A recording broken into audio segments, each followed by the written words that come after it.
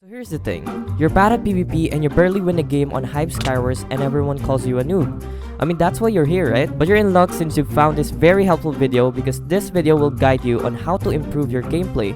So this video will be divided into 3 sections: basic, moderate, and advanced tips and skills that you need to learn in order to get the juicy W.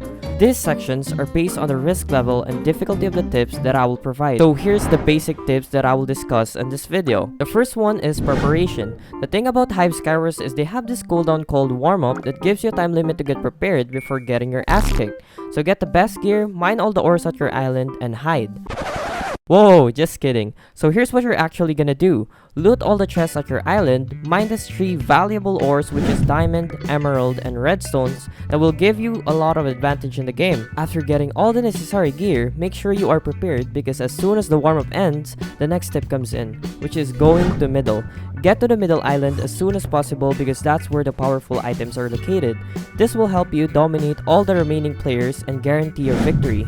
I know this part would be risky, but the reward is greater than the risk, so it would be all worth it. I mean, just take a look at this clip, bro. This guy is literally hacking and I still managed to kill him. The next tip is what I'm gonna call the greedy. Taking literally everything on the middle island would be really useful since all the remaining players won't be able to get their hands on those valuable loot that you've already taken. And here's the next one, which is called backstabber. If they're already looting one of the chests, that would be your best chance to beat them up because they're probably distracted and won't be able to move, and that would be an easy kill for you. So yeah.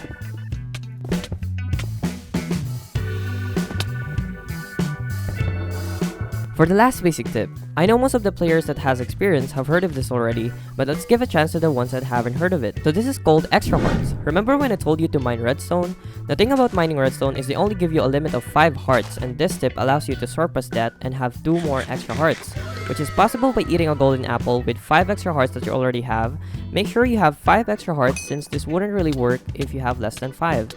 Moving on, we're gonna discuss about the moderate tips that consist of things that are a little harder than the basic ones. So the first one would be the hotbar organizer, where you'll have all your items in your hotbar organized so you don't have to struggle switching items quickly. And for PC and controller players, putting all the valuable items to the slot 1, 2, 3, and 4 would be the best choice since the buttons are closer to each other. And for mobile players, make sure that your fingers can reach the position of your valuable items like a sword or projectiles.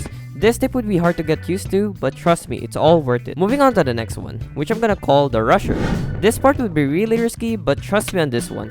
Rushing the players that have significantly less loot than you would be really good since they are pressured and scared since you've got all those gear already, and that would guarantee a kill for yourself. Wow. For the third moderate tip, which is the usage of perspective, as you may know, you can switch perspective in Minecraft that enables you to see your back without even turning. This is a really useful mechanic that helps with your awareness and allows you to get ready when someone is behind you.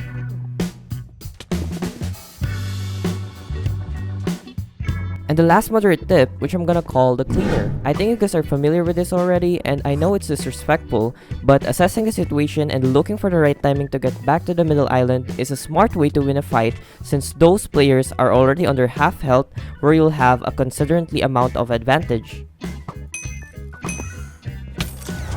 Lastly, the advanced tips, which are the hardest tips to learn and will obviously take a generous amount of time to master. The first advanced tip that I'm gonna discuss is block clutching, which is my personal favorite. Block clutching is a complex and luck-based skill that allows you to survive certain death. Yes, you heard me right. Even though I said it's luck-based, it still requires an insane amount of experience and skill to be able to do this. So here's how I do it. With insanely fast decision making, I was able to analyze and look for the position where I'm gonna land. And with my muscle memory, I was able to put the block at the right location at the right time and ultimately save myself. For the second advanced tip, it's gonna be the utilization of projectiles. Projectiles are not only useful when knocking someone in the void, but you can also use it to start a combo, and here's an example.